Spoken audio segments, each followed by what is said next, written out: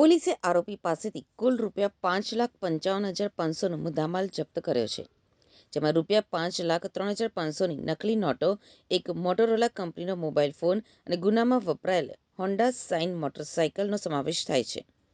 Police હવે એ દિશામાં તપાસ કરી રહી છે કે આ નકલી નોટોનો જથ્થો આરોપી ક્યાંથી લાવતો હતો અને તેની સાથે અન્ય કેટલા શખ્સો સંડોવાયેલા હતા. આશ્ચર્યની વાત તો એ છે કે આરોપી છેલ્લા 10 વર્ષથી પોતાના પરિવાર સાથે સુરતમાં સ્થાયી થયો હતો અને સામાન્ય રત્ન કલાકાર તરીકે જીવન જીવતો હતો, પરંતુ વધુ પૈસા કમાવાની લાલચે તેને ગુનાહિત પ્રવૃત્તિ તરફ ધકેલી દીધો હતો. છેલ્લા 1 વર્ષથી તે સતત પોલીસી નજરથી બચીને આ પ્રવૃત્તિ કરી રહ્યો હતો, પરંતુ અંતે તે કાયદાના શિકંજામાં આવી ગયો છે. પકડાયેલ આરોપી પરેશ પુનાભાઈ હડિયા મૂળ અમરેલી જિલ્લાના સાવરકુંડલાના ગાંડલા ગામનો વતની છે અને હાલ પુણાગામ વિસ્તારમાં રહે છે. તે છેલ્લા 6 વર્ષથી વરાછાની જાણીતી હીરાની કંપનીમાં કામ કરતો હતો.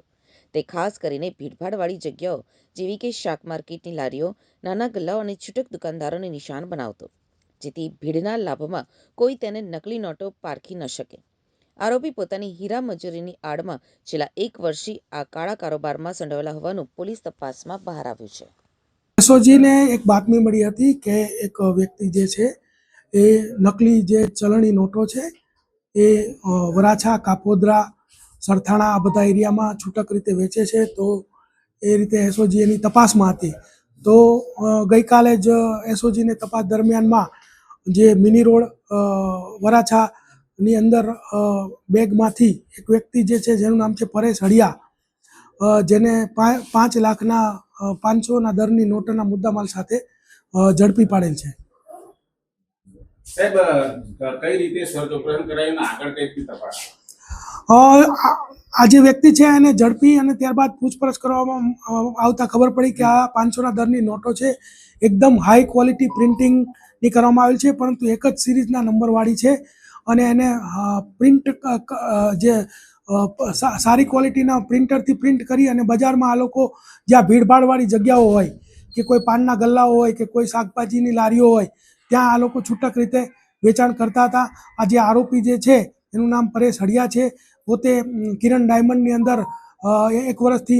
6 વર્ષથી નોકરી કરે છે અને 1 વર્ષથી આ જે નકલી ચલણી નોટો છે એને વટાવવાનું કામ કરે છે. સર, કેટલી નોટો એને બજારમાં ફેરવી છે?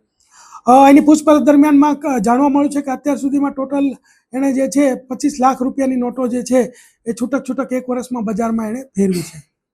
કઈ રીતે ઓળખી શકાય આ નોટને? કઈ રીતે આ નોટ જે છે એ હાઈ ક્વોલિટી પેપર એમાં યુઝ કરવામાં આવે છે, હાઈ ક્વોલિટી પ્રિન્ટિંગ કરવામાં આવે છે, પરંતુ એમાં કોઈ થ્રેડ નથી અને જો બારીકાઈથી જોવામાં આવે તો તરત ખ્યાલ આવે છે કે આ નકલી નોટ છે. પરંતુ આ લોકો રાત્રિના સમયે ભીડભાડવાળી જગ્યાઓમાં કે જ્યાં બહુ જ ગરાગી રહેતી હોય ત્યાં આ લોકો આવા નોટો વટાવવાનું કામ કરતા હતા. તેમજ એની પૂછપરછ દરમિયાનમાં એ પણ જાણવા મળ્યું છે કે આ જે નોટો છે એ રાજુ કનુભાઈ વાઘમસિંહ સાવરકુંડલાનો જે વ્યક્તિ છે તેની પાસેથી આ લઈ આવતો હતો અને બંને ભાગમાં આ ધંધો કરતા હતા. અને જે રાજુ છે એ વોન્ટેડ છે અને એના પકડાયા પછી એ કઈ રીતે ક્યાંથી લાવતો હતો અથવા તો પોતે પ્રિન્ટ કરતો હતો તે ખ્યાલ આવશે. અને આ લોકોનો બંનેની ભાગીદારી હતી. એમાં નોટો જે વટાવે એમાં 75% ભાગ રાજુ વાઘમસિંહનો તથા 25% જે આ પરેશ હડિયા છે એનો પાર્ટનરશિપ રહેતી હતી.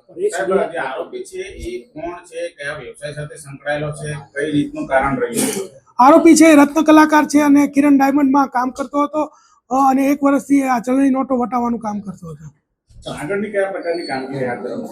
આગળ જે રાજુ કનુભાઈ વાઘમસિંહ સાવરકુંડલાનો રહેવાસી છે એને ધરપકડ કરવામાં આવશે અને ત્યારબાદ એ પોતે ત્યાં સેટઅપ કે એવું લગાવીને આ નોટો બનાવતો હતો કે પછી એ પણ બીજા કોઈ વ્યક્તિ પાસેથી લાવતો હતો, એ રીતે આખી કાર્યવાહી કરવામાં